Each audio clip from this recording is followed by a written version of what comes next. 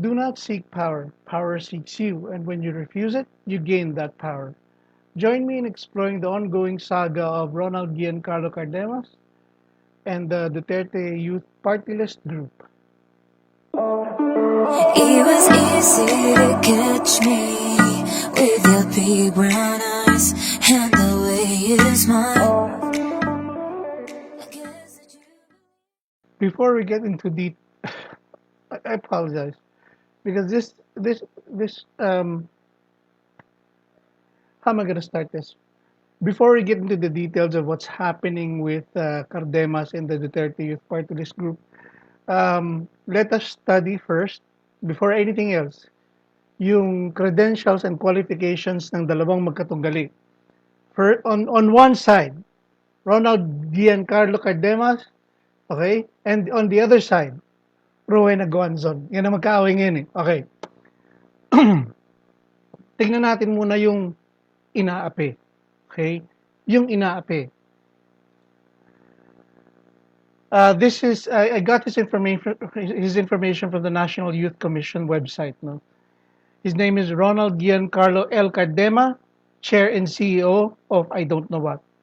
Basta nakalagay doon, Chair and CEO. He hails from Calamba, Laguna. Okay, and his credentials are. During his younger years, he's heavy on civilian military training. He's been in several positions. He rose the rank. He rose the ranks, and there he was. It is worth to mention that he's also high school president. Nasa profile niya, binabasa ko lang. He's also a member of the University Student Council, Volunteer Corps, YMCA National Quiz Bee Champ. All right. Supreme Commander. Parang si ano. Sino ba yun? Si Supreme Commander? Si... I forgot his name. Pag naalala ko, babanggitin ko. President of the UP Vanguard Fraternity, one of the oldest fraternities in the Philippines. Okay. Political Affairs Officer of the sa House of Representatives, political consultant to 17 members of the Philippine Congress, consultant in the National Security Council in the Office of the President. He's the national chairman of the Duterte Youth Movement. Yeah. Secretary General for Luzon of Tapang and Malasakit Alliance, Alliance of all Duterte groups and supporters under Davao City Mayor Sara Duterte. All right. He's a military reservist under the National Capital Regional Community Defense Group, NCRRC-DG, Army Reserve Command, RSCOM, and the Philippine Army. Okay. Reservist. He was awarded with the plaque of recognition by the Chief of Staff of the Armed Forces of the Philippines in 2016 for helping the military organization lobby for the return of the mandatory ROTC program and for recruiting many members, basta many, of the Philippine Congress to the AFP Reserve Force. Okay, very impressive. I am supremely impressed. Okay, in this corner, Commissioner on Elections and Commission on Elections Commissioner Commission on Elections Commissioner Rowena Guanzon. Okay. She is a lawyer, a law professor, an author, master in public administration from the Harvard University. She's from the UP Law and UP Eco. Wala kakwenta-kwenta. Appointed lang naman pala of Cadiz City, Negros Occidental in the late 80s by the first Aquino administration, si Cory. Oh, siya lang naman presidente ng 80s. 86, 87. Okay. Dahil magulo nga no, na-appoint siya. Okay, fine. Re-elected for the same position. Aba, na-re-elect pa during the 1988 national local elections. Ito naman, ano niya, qualifications niya, nakuha ko sa Wikipedia and the COMELEC website. Okay? She became COA commissioner. She was appointed to the Commission on Audit on March 8, 2013 by Noy Noy. Okay? Suki ng ano to suki ng mga Aquino. Kaya pala, iniipit si Cardenas. Kaya pala. Okay. Anyway, Commissioner Guanzon received the American Field Service Mabuhay Award for outstanding work in government and in the field of law. On June 21, 2014, the University of the Philippines Alumni Association gave her the award of outstanding alumna in gender equality and women empowerment. She also received the outstanding Silimanian Award from Silliman University in August 2015. She is also the former chief of staff of the late Senator Miriam Defensor Santiago, whom she referred to as her idol, who I also referred to as my crush. Commonly Commissioner today, on April 28, 2015, most likely appointed by Pinoy as well, of course. She was named Commissioner on Elections, and she was named Commission on Elections Commissioner and will serve for 7 years until 2022. Kita nyo credibility alone. Walang kakwenta-kwenta tong dalawang to. Anyway, alright. Ano nga ba ang nangyayari lately? Okay? Ang nangyayari kasi ganito. Cardenas recently came out sa isang press conference. Sabi niya, iniipit daw siya na Guanzon dahil marami daw siyang hinihingi at may pinakita pa siyang PowerPoint presentation ng parang text messages ng emissary ni Guanzon na sinasabing ang dami-dami daw hinihingi ni Guanzon na i-appoint niya for judges and several other positions na hinihingi sa kanya at inuuhan naman niya. Alright. Siya ang lalapitan para mag-appoint ng mga tao sa posisyon. I don't think Duterte will like that very much. It's questionable really. May emissary daw si Guanzon from the House of Representatives. Aba, by all means, name the person. Graft yan. Okay? Which may lead to corruption. Okay? So anyway, yun nga, inaakusahan niya si Guanzon na extortion, etc. etc. Hinihingan niya raw, humingi siya ng tulong sa Supreme Court, humingi siya ng tulong kay Duterte, dahil inaaping-aping na raw sila, nag-iiyak pa siya doon, sinama pa niya yung kesyo, baka magkaroon daw ng miscarriage yung asawa niya, bla bla bla bla bla. Okay. Yun yung story niya ngayon. Okay? Now, how did this person person gain his notoriety? If you remember, and I'll show you pictures of him. If you remember, the first time I got wind of the person was nung nag-appear siya sa isang celebration ng EDSA People Power Revolution sa may Wakwak. Na while people were doing their thing, bigla silang lumabas as Duterte Youth, and then may mga banners sila, whatever, and they were debating people like, as in, people, this is also freedom of expression nila. In other words, he's a dick. Okay? It was a dick move. The next time I saw him was he was debating with, I think he was debating with, sino ba yun? Si ganun? Jim Paredes, yes. It's Jim Paredes. Nalanda ko na Supreme Commander kanina si Pamatong. Supreme Commander. Okay, fine. So anyway, so those were some of the things I saw him do on TV, And then next time I saw him, he was already chair of the National Youth Commission. It pays to be sip-sip once in a while. Sige. Alright. So, he was the chair of the National Youth Commission. Fine. Okay. Tapos nun, he decided to he and his group decided to enlist the Duterte Youth Group as a party list.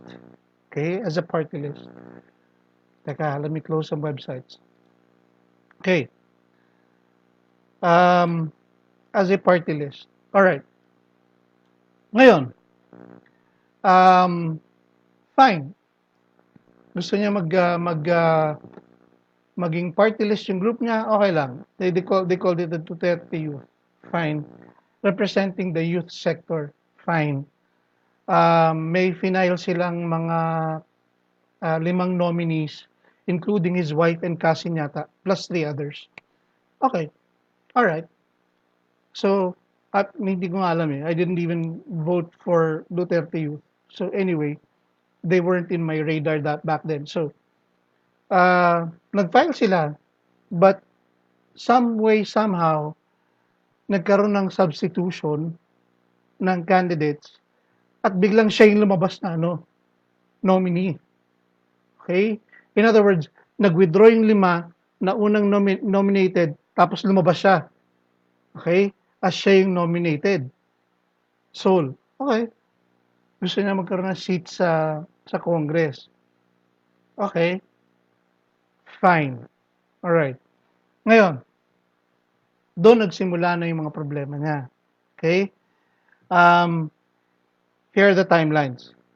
Okay, this is from Rappler by Sofia Toma Cruz. Okay, yung ko i-claim na ako nag-research ito. Ako yung nagbabasa lang. On October 9, the Duterte Youth filed Certificate of Nomination and Acceptance, the CONA, with 5 nominees. Hindi na importante kasi yung mga yun. On May 12, 2018 to, the substitution happened. Yung kinukwento ko sa inyo. May 15, okay, Cardenas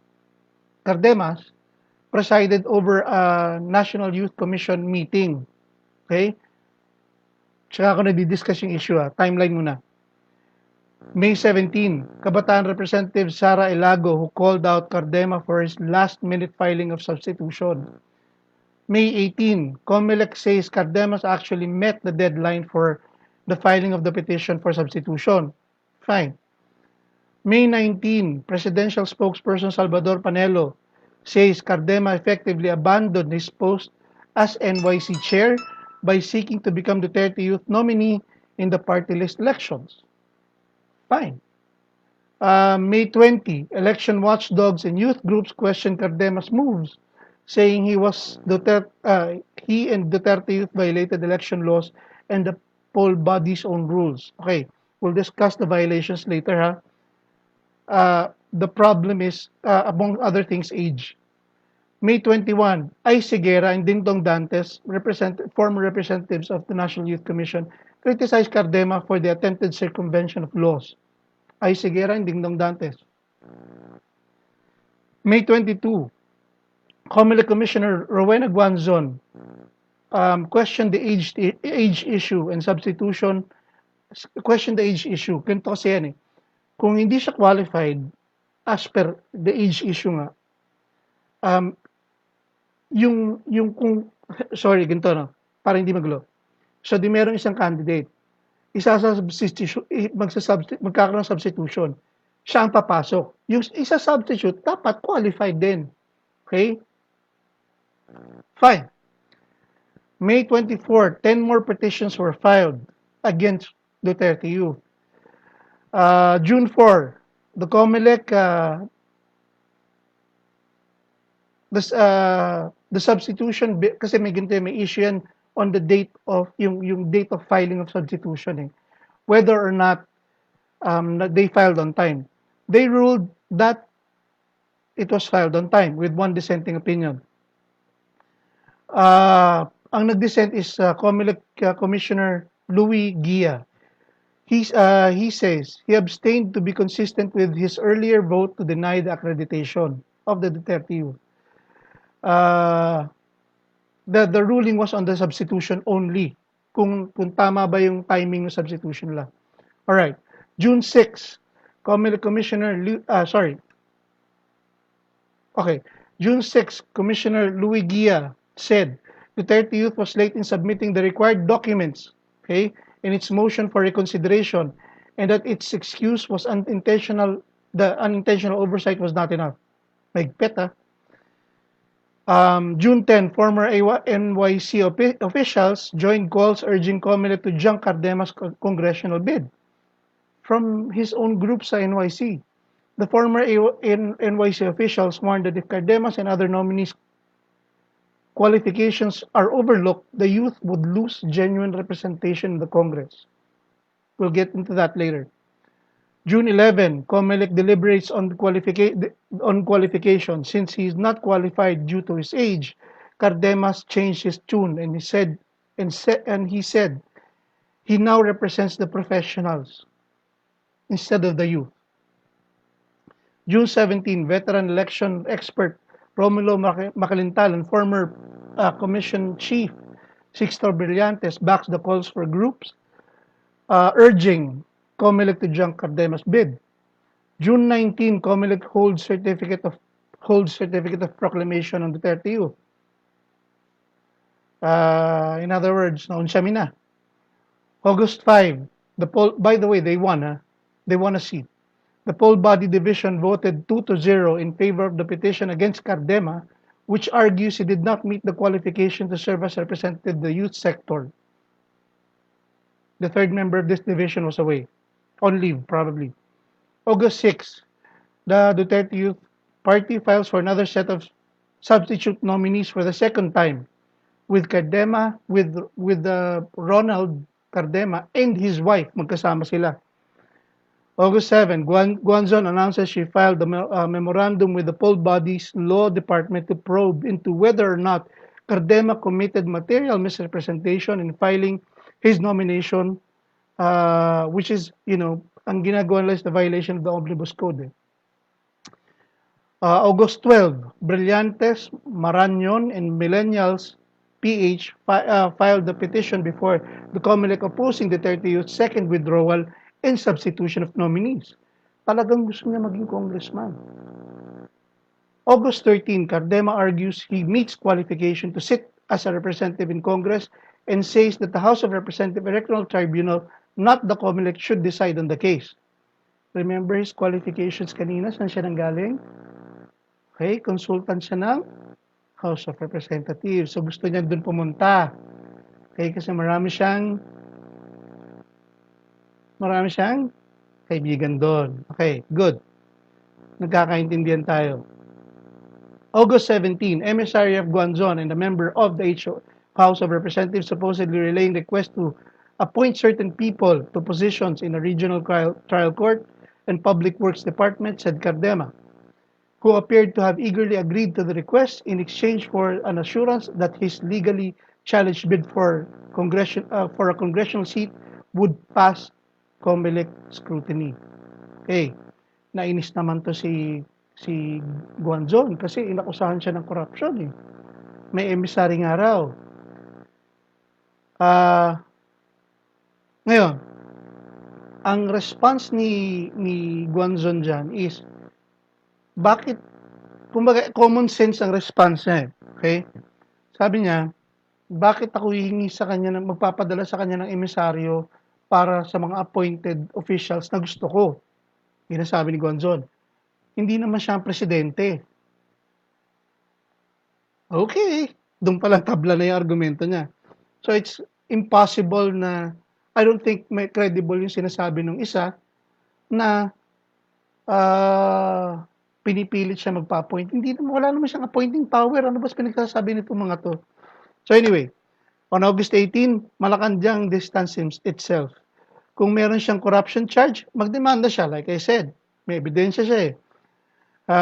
He doesn't have to go to the news media about it, di ba? Sabi ni Panelo. Di mag-file siya ng kaso, why does he have to drag the palace into it? Okay, fine. Ano ba ang issues ng kaso ni Cardema? Okay. There are 3 issues actually main. Sa nababasa ko first, youth representatives must be 30 years old or less. He's currently 34. May pag-uusapan ba tayo ron? Second, the requirement of appointive officials to resign from their post when the campaign period begins. Okay? Sabi ng Malacanang, effectively resigned daw siya. But he still presided in a meeting sa NYC, sa National Youth Commission. So, third, the constitutional prohibition against executive officials using government resources to campaign during elections. He did. Documented yun eh, na he campaigned for Duterte Youth. Okay? Ang tigas nga eh. Sabi pa niya, bago mag-proclamation, nakalagay na sa kanyang Facebook page, incoming representative. Alright. Ang tigas eh. Ang tigas. Alright. Okay, excerpts of the law. Nominees of the party list representatives should be natural-born citizens of the Philippines, natural lang. Registered voters, of course. Residents of the Philippines, natural, for a period of at least 1 year, able to read and write. Sana meron ding able to understand, ano? Bona fide members of the party organization which they seek to represent, or for at least 90 days before the election day, and at least 25 years of age on the day of the election. They all qualified.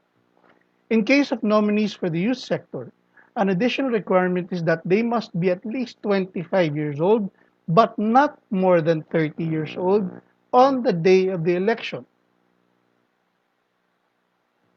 If they attain the age of 30 during their term, they will be allowed to continue until the end of the term. Natural lang. Halimbawa, okay, last year of term, no? Kunyari, 30 years old ka na on the day of the election. So, di na pag natapos yung term, you'll be probably 33 or 34. Okay lang yun. You'll be 31 pa lang, the following year na eh. Okay lang, tapusin mo lang yung term mo. Walang problema. But you can't run as representative of the youth sector na after that. Natural lang naman siguro. Fine.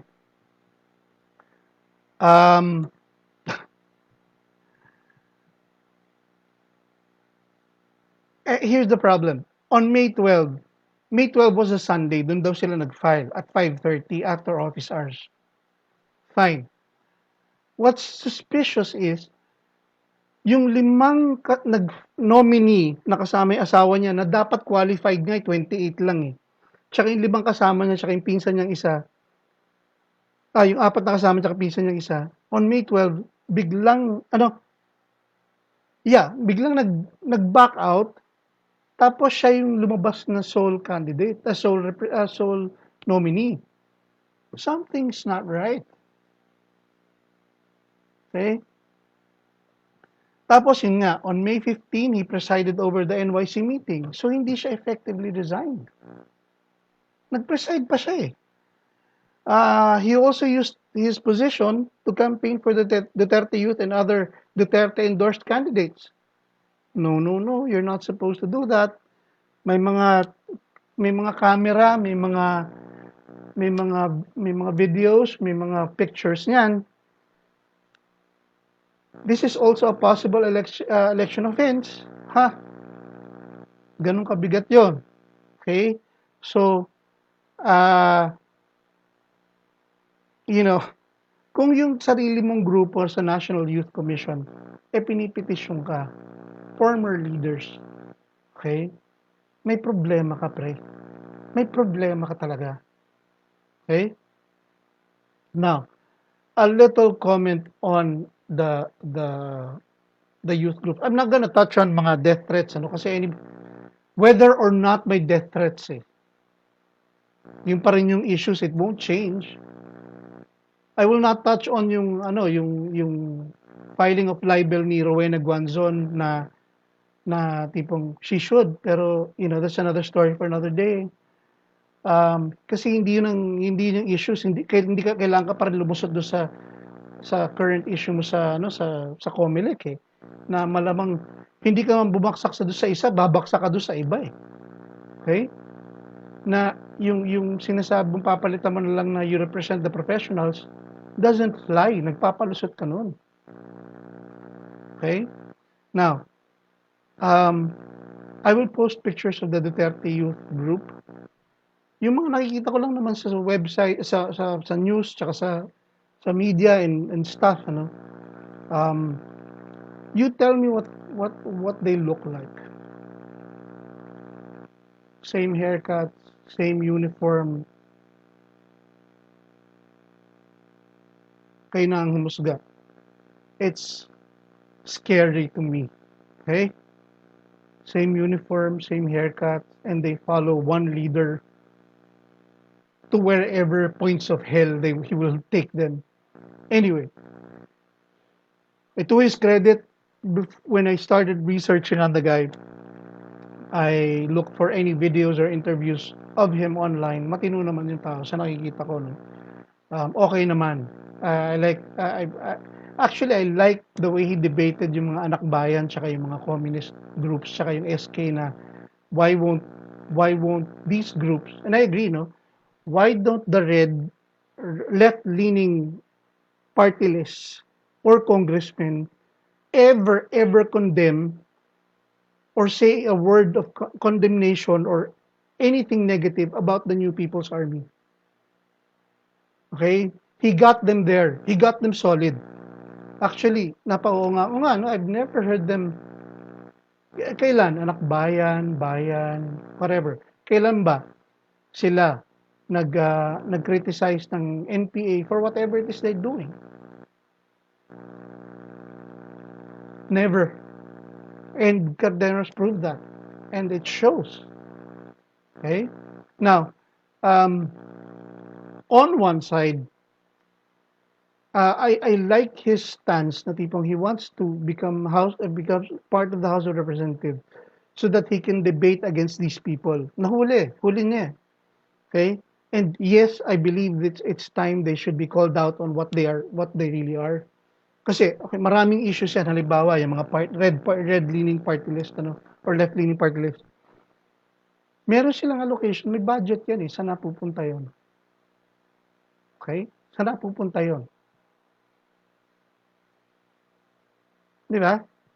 If you are a left-leaning party, meron kang budget, where does it go? Di ba dapat imbestigahan na yan? Matagal na yan ah. Matagal na yan. Nobody's calling them out on it. And Cardenas did. Okay? So anyway, you know, love him or hate him, he's very passionate about what he believes in. Fine. Pero kumbaga parang, dude, seriously, okay? Learn from your mistakes. Meron pa namang ibang elections eh. Huwag ka nang alanganin ang laban mo ngayon, pare. Alanganin. Okay? Hindi ka malabo. Okay? Malabo. There are other elections. Why don't you do that again some other time? Okay? Give it up. Okay? And make sure you are meticulous in your next election bid, so okay ka na. Kasi nangyari din yan sa, if I'm not mistaken, yung isang party list, yung Ladlad, they weren't able to qualify on certain things, tapos biglang next elections, they did qualify because kinumpleto nila requirements. Why don't you do the same? Okay? Right? All in all, he may be misguided, he may be a dick, okay, but I don't think he's evil. I don't think, I don't think he's a bad guy. Okay? I don't think he's a bad guy. Maybe misguided, maybe a dick, but not a bad guy. Okay, thank you for watching again. This is episode 4 of Pat Talks, brought to you by Anything Under 3 Stars in the Sun, podcast by Pinoy Matters TV. Like, share, subscribe, and comment, and I will always respond to you. Okay? I'll see you soon. It was easy to catch me with your big brown eyes and the way you smile.